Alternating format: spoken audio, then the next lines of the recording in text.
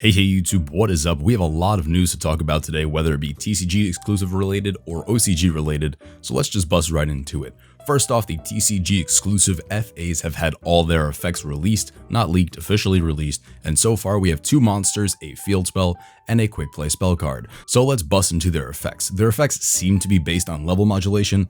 FA Sonic Meister can't be destroyed by battle, by a monster of a lower level or rank, and its level goes up each time a FA spell or trap is activated, and if its level passes 7 or higher, it can attack twice during the battle phase.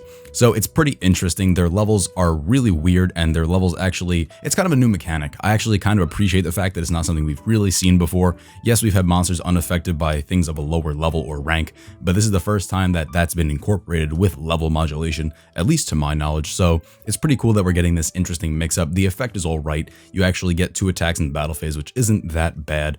So far, it seems like this is going to be like UA in that there's almost like a weird gimmick to it. Other archetypes usually don't have like these weird hyper restrictive limits built into the card already, but the level modulation could be dirty. The only problem is Link monsters don't have a level or a rank, so they could just literally destroy these monsters for free and they won't trigger their effects, and the FAs are pretty much affected by every Link monster because Link monsters don't have levels, which is a little weird. The next FA card is FA Hang On Match, and it's actually a very decent card, and it should remind you of a very dangerous card from a format not too long ago. Its effect is that it's unaffected by activated effects of monsters of a lower rank or level, which is really good actually. It gains a level every time a spell or trap is activated, a FA spell or trap I should say, and if it's level 7 or higher, it literally turns into Dark Law, banishing any card sent to the graveyard from your opponent's side of the field. So that's really strong actually. They have a Dark Law, which is very dangerous. The only problem is the level modulation seems to usually only be during the battle phase. There's 1 or 2 ways to get their levels up perpetually, but other than that, it's a little weird so far. Maybe when they have more support, the level modulation will be more permanent and you can actually just turbo out Dark Law without any problems, but for now, it seems like these effects are mostly limited to the battle phase. The field spell is FA Circuit Grand Prix, and it increases an FA monster's level by 2 during the battle phase. This is what I was talking about before. Most of their level modulation seems to be restricted to during the battle phase. If an FA monster you control destroys an opponent's monster in battle, you also get to draw a card thanks to the field spell, which is really good, and if the field spell itself gets popped, you get to search an FA card. That's really not that bad, so if your opponent does pop this card to stop you from drawing a card, you still retain hand advantage, or at least you don't lose hand advantage because you do go +0. You get to actually, instead of just losing the card in the field and not getting anything out of it, you get a free search, so you actually make up that advantage in your hand, which isn't that bad. The quick play spell is FA Downforce, and it lets you increase an FA monster's level by 2 during the battle phase. I wonder if that actually increases its level by 3 overall, because the monsters gain a level every time an FA spell or trap is activated. So if the monster's a level 5 and you activate this card, it might go up to 8 in the battle phase, but afterwards I think it drops back down to 6 instead of 5 because you did activate a spell or trap to boost its level in the first place. So I'd be interested to see how that works out, but either way, it's really good. You basically get a battle phase only Dark Law if you wanted to, or you can choose to attack twice, and because it's quick play, your opponent has to respond in the battle phase. This isn't something that happens in just the main phase. It's not that bad. I wish there was some kind of attack boost so you could do this during the damage step so there's less chances to respond to it, but either way, it's still a pretty cool card, honestly. Oh, and it also has another effect, and that's if it's in the graveyard, aside from the turn that it's sent to the graveyard, you can banish it during the main phase to raise an FA's level by 2 till the end phase. So there are some other level modulations that occur, just usually it's in the battle phase. You have to activate this, and then on the next turn or in another player's turn, you can during the main phase actually banish it to increase their level. So overall, you have some reactionary plays. I'm excited to see what the other support for FAs will be in the future, but for now, I'm going to reserve some judgment because I think the other TCG exclusive archetype that we just learned about might be a little better just because of what it is. The other TCG exclusive is a Ritual Zombie deck. We learned this because the card that was released as the promo is in fact support for this archetype. The TCG exclusive is the promo this time around, which is actually pretty cool. These promos might actually have some value for once in their lives. I think the last time they did this was Noble Knights. I think that's the last time that a TCG exclusive was also the set promo. I'm pretty sure there weren't any other instances of that, but either way, a Ritual Zombie deck actually seems pretty good, especially when you consider that in Link format, Rituals are literally untouched because they're not inhibited by the restrictions that are placed on the extra deck by link summoning. So I'm actually pretty excited to see what this deck can do. And like I said, we only know one card so far because it's only the promo that's been released. The card itself is Vendread Hound Horde. It's a weird name, but it's a level 3 dark zombie, so that's not too bad already. Its effect is if this card is in your graveyard, you can discard another Vendread as cost to special summon this card, but banish it once it leaves the field. Also, if you use this card to make a Vendread ritual monster, it gains the effect of Cosmic Cyclone in that you can once per turn target one spell or trap your opponent controls and then banish it. That's really, really strong.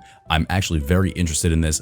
Kind of like how Zodiacs gained effects from having the materials under them. These are rituals that gain effects based on what you use to make them. That's very, very cool. And the fact that these cards special summon themselves from the graveyard gives you a lot of recursion. You might be able to play this in something like Lightsworns or Twilight Sworns. It'd be very, very cool. Because it's a dark monster, you could use Allure of Darkness just to turbo through your deck a lot more. I'm very interested to see how this archetype is going to pan out. I really, really liked Synchro Zombies, and if this is anything like Synchro Zombies, I think I know what deck I'm going to be building. So yeah, the effect seems to be pretty good. We haven't seen what the actual ritual monsters look like or what the ritual spell looks like, but if it's anything like Necros or even in the ballpark of Necros, I think we're going to have ourselves a decent TCG exclusive. After the last set where kind of Spirals and Subterrors were a little disappointing, and then Japan kind of fixed Spirals, and then Subterrors is still a mess.